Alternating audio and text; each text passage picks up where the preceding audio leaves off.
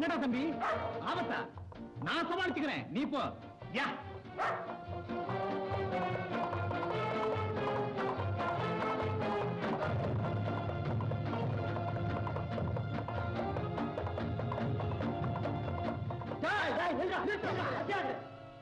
எடு பணத்தை. என்ன எடுடா பணத்தை. ஜெயிக்கிறான். பணமா? ஆமா. இந்த இடத்துக்கு போ. திரும்பி பார்க்காது. ஓடுறான் பாரு. என்ன கேட்டோட குடிச்சானே. கஷ்டப்பட்டு சம்பாதிச்ச பணமா இருக்காரு, ஆனாலும் குடுத்துட்டு போறான் பாரு ஓடுறத.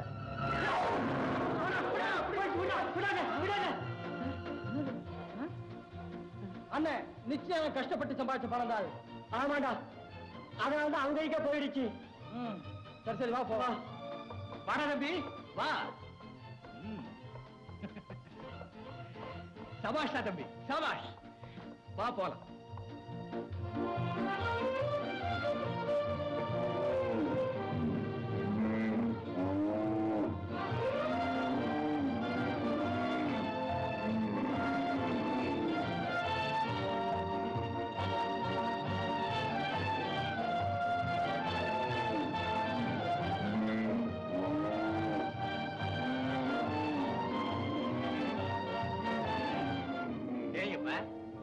நல்லா தேய்ங்க. சுறுசுறுப்பா நடக்கட்டும்.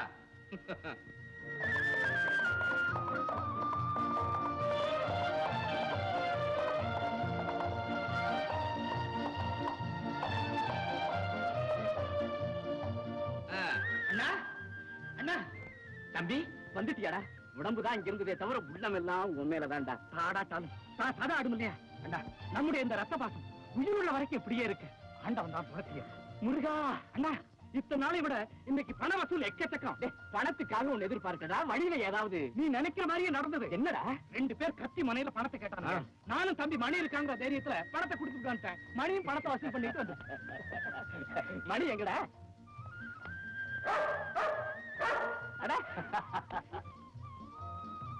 பாத்தியா தம்பி, கண்ணுக்குட்டி ரொம்ப நல்லா இருக்கு. இந்த வருஷம் கண்ணுக்குட்டிக்கலாம ரொம்ப விசேஷம். வா தம்பி. சொன்னா கேட்க மாட்டேன். தேவையில்லை இருக்கு. விடாத மணி. சரி சரி நீ போடா மணி. கிட்ட போக கூடாது. என்னமா இருக்கு? பால் விட்டுப்பா. பத்து மாட்டுல பால் குடிக்க போறேன். என்ன மாப்பிள்ள இது? உங்களோட பெரிய தொல்லையா போச்சு. மாப்பிள்ள ரொம்ப கோபமா போறாரு. என்ன மாப்பிள்ள எல்லாம் அவுத்து விட போறேன். பால் இருக்குது, இந்த ருக்கான சாப்பிடக்கூடாதுன்னு சொல்லுது. அது நேரம் மாட்டிலே குடுத்துருவோம், அதுக்கு விட மாட்டேங்குது.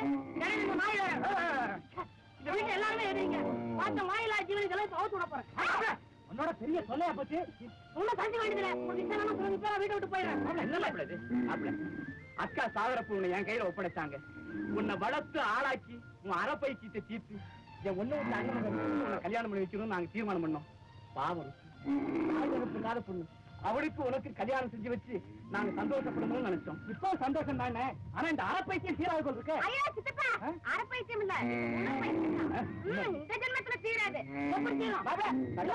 பைத்தியம் பிடிச்சது. சண்டப்படாதீங்க சண்டப்படாதீங்க. பின்னால சுத்தி சுத்தி என் தலை சுத்தி பைத்தியம் குட்டி அவுத்து விட்டுருவேன். என்ன மாப்பிள்ள இதுக்கெல்லாம் கோச்சுக்கிட்டு? அது யாரு? நம்ம இருக்குதானே. உனக்கு முறை பொண்ணு, நீ தானே கல்யாணம் பண்ணிக்க போற. அங்க சொல்லுங்க. என்னமா இருக்கு? மரியாதையா நடந்துக்கமா. அவர்தானே உனக்கு மாப்பிள்ள. பைத்தியம். அவளை அவசரப்படாத, தெரியட்டும். என்ன இருந்தாலும் இவர்தான் மாப்பிள்ள, நீதான் பொண்ணு. உங்க 2 பேருக்கு கல்யாணம் நிச்சயம். 2 பேரும் சந்தோஷமா ஒத்துமையா அமுக்கமா இருக்கலாம். தம்பி வாப்பா, நம்ம போய் சீனி வச்சுருவோம். மண்டை போட்டுக்காதீங்க. மாப்பிள்ளைய மூஞ்சிய பாரு, ஒட்டட குச்சி. ஒட்டட குச்சியா? போறவங்க தெரிவித்து சொல்லிட்டு போறான். இன்னும் சொல்லிருப்பானாவா? இருக்கட்டும், என்கிட்ட வராம இருப்பா.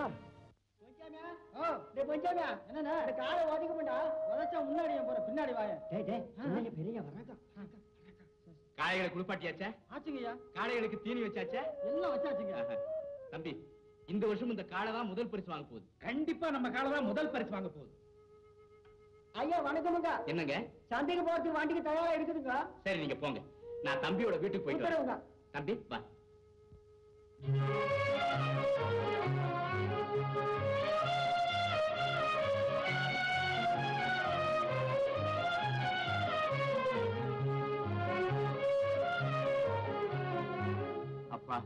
என்னைக்கும் போல இன்னைக்கும் நல்லபடியா வியாபாரம் நடக்கும். அண்ணா, என்ன தம்பி? நாமே தான் சந்தைக்கு போயாகணுமா? ஏன் இப்படி கேக்குற? இல்ல, ஆயிரக்கணக்கான ஆட்கள் நம்ம பண்ணையில வேலை பார்க்கறாங்களே, அவங்கள யாரையாவது அனுப்புறாங்க? தம்பி, நீ சொல்றது தப்பு. இப்படித்தான் நிறைய பேர் நெத்தி வேர்வை நிலத்துல விழ பாடுபட்டு வசதி வந்ததும் சுகவாசியா மாறிடுறாங்க. அதனால பல பண்ணைகள் கட்டடிஞ்சு போச்சு. ஒண்ணு சொல்றேன், ஆயிரக்கணக்கானவங்க என்ன, லட்சக்கணக்கானவங்க தான் இருக்கட்டுமே, உடையவன் செய்யாத வேலை ஒரு முழம் கட்டேன்னு அப்பா அடிக்கடி சொல்லுவாரே, அதை மறந்துட்டியா? தம்பி, இந்த படத்தை பாரு. நம்ம பண்ணைக்கு புதுசா வரவங்க இந்த படத்துல இருக்கிற ஜமீன்தார் தான் நம்ம அப்பான்னு நினைப்பாங்க. ஆனா பக்கத்துல கை கட்டிக்கிட்டு நிக்கிறாரே, இவர்தான் நம்ம அப்பாங்கிறத சொன்னாதான் தெரியும்.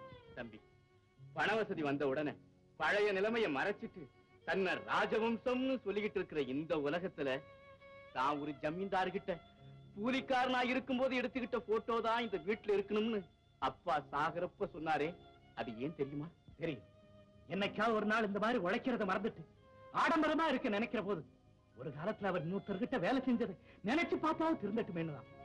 அண்ணா, தெரியாம சொல்லிட்டேன், என்ன மன்னிச்சிருங்க.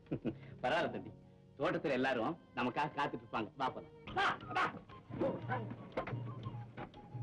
அண்ணே, நான் ராமசாமி கடையில வாழைக்காயெல்லாம் கொடுத்துட்டு மறுபடியும் இங்க வருவா? வேணாம் தம்பி, நேரா வீட்டுக்கு போயிடு. நான் வியாபாரத்தை முடிச்சிட்டு வீட்டுக்கே வந்துடுறேன். சரி,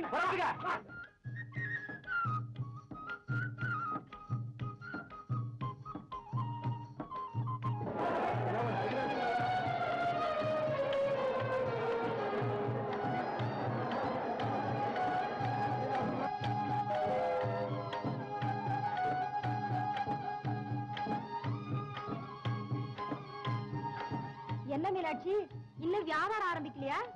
இந்த வாரம் தேங்காய்க்கு என்னமோ ரொம்ப கிராக்கியா இருக்கு. ஆன விலை குதிரை விலை சொல்றாங்க. நீ பேரம் பேசினா யானை கூட பூனை வரைக்கும் வாங்கிடுவீங்க. அதனாலதான் நான் உங்ககிட்டயே வாங்குறோம், எங்களுக்கு 2 காசு கிடைக்கணும்னு. என்னவோ நமக்கு வியாபாரம் தானே. உன்னை நம்பி வந்துட்டோம், எப்படியோ சரக்கு வாங்கி எங்களை அனுப்பி வை. அப்பாடா, பேசி முடிச்சாச்சா? இருங்க வந்துடுறேன். இந்தாப்பா ஒரே விலை, சம்மதம் தான் வாங்கு. கொஞ்சம் ஈல்சோவை காட்டுங்க. வீட்டுக்கு வா, வயிறு நிறைய சாப்பாடு போடுறேன். ஆனா வியாபாரத்துல தயவுதாட்சியே கிடையாது. சரி, இப்படி வச்சுக்குங்க. சரி கல்யாண்டவா.